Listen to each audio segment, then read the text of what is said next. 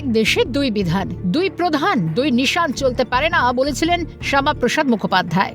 বাংলা তথা ভারতের জাতীয়তাবাদী চেতনা উন্মেষের এক জ্বলন্ত শিখা ডক্টর শ্যামাপ্রসাদ মুখোপাধ্যায়। 1929 সালে কংগ্রেসের টিকিটে বাংলার বিধানসভায় পা রেখেছিলেন শ্যামাপ্রসাদ মুখোপাধ্যায়। এক দেশে দুই বিধান, দুই প্রধান আর দুই নিশান চলতে পারে না বলেছিলেন শ্যামাপ্রসাদ মুখোপাধ্যায়।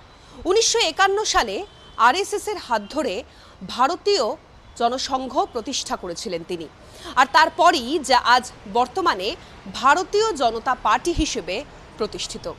আর শ্যামাপ্রসাদ চেয়েছিলেন বাংলায় পদ্ম ফুল ফোটাতে, সেই পদ্ম ফুল ফুটেছে। শ্যামাপ্রসাদের স্বপ্নও পূরণ হয়েছে। আর আজ কোথায় আমরা দাঁড়িয়ে আছি জানেন?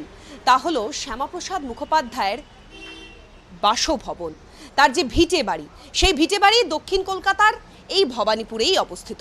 এই যে লম্বা ঝুল বারান্দা, এই ঝুল বারান্দা দিয়ে অগন্তি ইতিহাসের সাক্ষী হয়ে থেকে গিয়েছে। এই ঝুল বারান্দা দিয়ে আজও বহু ইতিহাস শ্যামাপ্রসাদের নামে বুলি আওড়ায়। 1951 সালে নেহরুর সঙ্গে মনোমালিন্যতা চরমে ওঠায় মন্ত্রিসভা থেকে পদত্যাগ করেন। ঠিক তার পরের বছরই অর্থাৎ 1952 সালের 26শে জুন কট্টর হিন্দু সংগঠন আরএসএস বা রাষ্ট্রীয় স্বয়ংসেবক সংঘের সহযোগিতায় জনসংঘ নামে একটি রাজনৈতিক দল গঠন করেন। এই জনসংঘই পরে ভারতীয় জনতা পার্টি বা বিজেপি নাম নেয়। মানুষ পরিবর্তনের পক্ষে রায় দিয়েছে।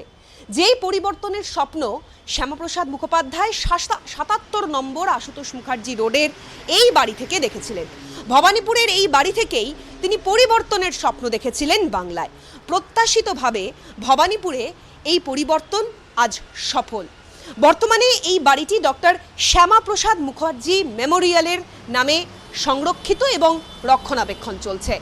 ডক্টর শ্যামাপ্রসাদ মুখোপাধ্যায় বলিদান দিবস বা মৃত্যুবার্ষিকী প্রতি বছর পালিত হয় 23শে জুন। বর্তমানে এই বাড়ি doctor Shyamaprasad Mukhopadhyay memorial committee কর্তৃক সংরক্ষিত। বাংলায় বিজেপির বিজয় রথ ছুটেছে, আর এই বিজয় রথ ছোটানোর স্বপ্নটাই তো দেখেছিলেন তিনি। আর আজ ভবানীপুরের এই বাড়িতে তাই কিছুটা হলেও ভিড় জমছে।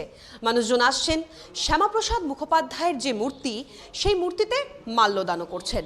শ্যামাপ্রসাদ যে বাংলার স্বপ্ন দেখেছিলেন, সেই বাংলা আগামী দিনে প্রতিষ্ঠিত হতে পারে কিনা, বা বাংলার মানুষজন শ্যামাপ্রসাদের যে স্বপ্ন, সেই স্বপ্নের গুরুত্ব দিতে পারে কিনা, সেটা তো সময় উত্তর দেবে।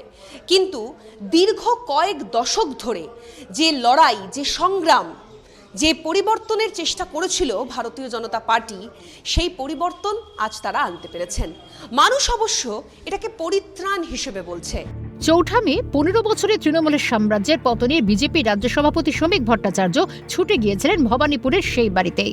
এই বাড়ির মাটি ছুঁয়ে আশীর্বাদ নেন শ্রমিক। যে পরিবর্তনের স্বপ্ন তিনি দেখেছিলেন, যাকে আদতে বাংলার মানুষ পরিত্রাণ হিসেবে মনে করছেন, সেই পরিবর্তন, সেই পরিত্রাণ কতটা মানুষের পক্ষে হয়ে জবাব দেয়, তা কিন্তু সময় উত্তর দেবে।